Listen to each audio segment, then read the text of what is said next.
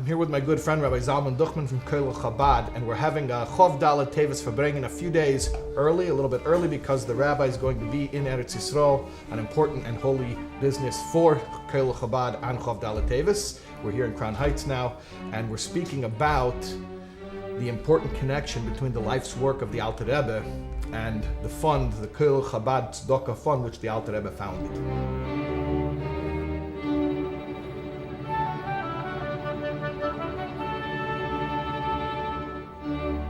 So it takes us back to the middle of the 18th century, in the 1770s, when after the Histalkus of the Mezirche Magid, the Talmidei HaMagid, many of them wanted to go to Eretz Yisrael. And the Alter Rebbe also very much wanted to go to Eretz Yisrael. And he actually headed out on his journey till they came to the border. And the other Talmidim pressed upon the Alter Rebbe that White Russia or Eastern Europe needs a Rebbe, and that the Alter Rebbe should be the one to lead the Chassidim in Eastern Europe. And the Alter Rebbe went into seclusion for a few weeks, and after that he came out and he accepted upon himself to lead Chassidim back in Russia, or the region. And he also took at that point responsibility for the physical, for the Gashmias needs of the Chassidim going to Eretz Yisrael. You see throughout the letters printed in the Geras HaKedesh and other letters of the Alter Rebbe encouraging the Chassidim to support Colel Chabad, support the Chassidim in Eretz Yisrael, Tzidkas Eretz Yisrael. The whole arrest was because of this, that he was sending money to Eretz Yisrael, that was then under the Ottoman Empire. The Ottoman Empire was an enemy of Russia. During his time in prison, he gave written testimony. This testimony we have now, after the fall of communism, was discovered, the Alter Rebbe's prison file. And in the written testimony, you see a very long explanation of how the Alter Rebbe explains to the Russian government this obligation for every single Yid to support their brethren in Eretz Yisrael. The Alter Rebbe said it's not a new thing, not something that I started, it's something that has always been, but the Alter Rebbe did it in a very strong way. And they even have discovered in his prison file all the receipts and balance sheets from the city of Vids of 1792, 1793, 1794, the letters back and forth with how much people gave. This receipt is for 18.5 ruble, and this receipt is for this amount. I mean, I don't know what the value is in today's dollars, but it seems the fact that they were collecting it, and this is only one city, was to highlight that in relative terms there was a lot of money that was being sent. The way it was done is, during the time of the Alter Rebbe, there was something called a vacher. And that means weekly. The system was that there was a certain amount that they had to give on a weekly basis. This weekly system, this is the way it was done in the lifetime of the Alter Rebbe. This brings us until the War of 1812 with Napoleon. Napoleon was advancing into Russia. The Alter Rebbe opposed Napoleon. It became a danger for the Alter Rebbe to stay at home, and he had to travel. The Mittler Rebbe writes a very detailed letter chronicling the travels of the Alter Rebbe from Erev Chodesh Elul all the way through Teves till after the Histalkus. Now, Russia won that war. There was that whole Napoleon tried to enter Moscow in the winter and he was unable. So Russia won the war. And nevertheless, you're saying the Russian economy was devastated. The way the Mittler Rebbe described in the letters was terrible in Russia. And it became to a point that it would be impossible for them to mandate on a weekly basis such that a person should give a regular stipend. That's when the Pushka was born, where the Mittler Rebbe, soon after the Histalkus, soon after Chavdal Teves, he sends out a letter to all the Chassidim that they should all have mounted onto their wall near their table.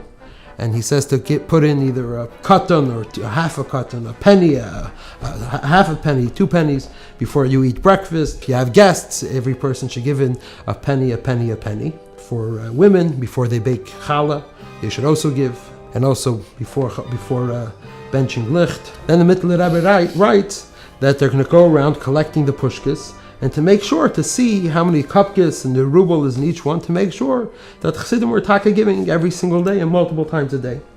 And that is really the first time where we find the pushkas for Colel Chabad or for any tzedakah, and that was the birth of the pushka. In the letter that the Mittler Rebbe chronicles the travels, he mentions the Chassidim that were spies. That the Alter Rebbe sent Chassidim to spy on Napoleon. So there's this famous story of Moshe Meislish. And when Moshe Meislish was spying against Napoleon for the Tsar. He was in the war room with the generals, and at that moment, Napoleon himself barged in, and he suspected something. And Napoleon, I guess, had a method of detecting who was nervous, and he walked over to Moshe Meislish, and he said, "Who's this stranger? You're a spy." And he put his hand on Moshe Meislish's heart. Moshe Meislish understood what Napoleon was doing, and he reminded himself of this teaching, the Aleph of Chassidus, Mayach Shalta Alev, the brain rules the heart, and he was able to respond in a very calm way that I'm a polyglot, somebody who knows many languages, and as such, I'm working for your army. And Napoleon let him go. He later moved to Eretz Yisrael and he lived in Hebron. And in Hebron, he was writing fundraising letters for Colel Chabad. And we have a letter that he sent to Moses Montefiore, trying to raise money for Moses Montefiore for Colel Chabad. And in the letter, for his credentials, to establish his credentials, he writes that I served as a spy on behalf of the Alter Rebbe for the Tsar, and came into Napoleon's inner circle. Since the Histalkus of the Alter Rebbe of Chavdal Teves, Taub Gimel, or the short while afterwards when the Rebbe wrote that letter, the Colel Chabad Pushka became a fixture in every Chassid's home. It's something that all throughout each of the Rabbeim spoke about it, cherished it. The Friedrich Rebbe, the Rebbe Nishmas, we even find from the first letters, a few weeks after Yud Shvat Tav Yud Aleph, the Rebbe writes a letter in support of Colel Chabad. And this pushka became a fixture in every chassid's home. Additionally, you see in the photographs, that when there was photographs taken inside the Rebbe's room, when Shazar came, or Nachem Begin came, or the Rabbanim Rashim, you always see either on the table or right beside the table, Colel Chabad pushka. Later years, it was a pushka that looked like this one. I know that it was emptied quite frequently. Also, the Rebbe had another pushka in the Rebbe's house that was also emptied frequently. The Rebbe, before the Rebbe went to the Eil, the Rebbe would regularly send $100 to Colel Chabad. A lot, I can't say every time, but many times when people would send into the Rebbe money, li'ilu nishma, somebody, in memory of somebody, that money the Rebbe would forward to Colel Chabad. Additionally, there's checks that the Rebbe would give under different amounts, different intervals to Colel Chabad. So the Rebbe received a receipt for the amount that the Rebbe gave, and it said Chakad Morshlit. The Rebbe sent it back. The Rebbe asked, "Would the IRS accept this as a receipt?" In fiscal year 1990, the Rebbe gave over $10,000 to Colel Chabad. In 1978, in Adar, a few days before my father got married, the Rebbe called him in, and the Rebbe spoke to him, gave him a whole vision that the Rebbe had for Colel Chabad for it to grow and to expand. And today, Baruch Hashem, with the brachas, we have this chus. We help tens of thousands of families on a regular basis. There's 10,800 families that receive food from us every single month.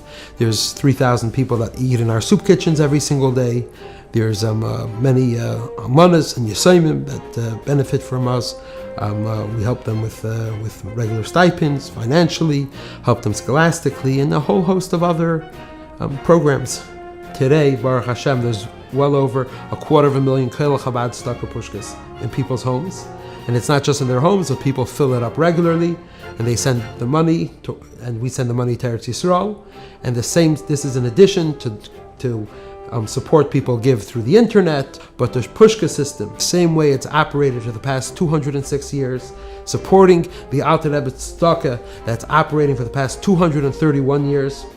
Colel Chabad is the oldest continuous operating Jewish charity in the world, and it is our honor to be part of Colel Chabad, and we hope, together with the Rebbe's brachas, to continue Ad Bias Goyel Tzedek, fulfilling this mission that the Alter Rebbe started 231 years ago.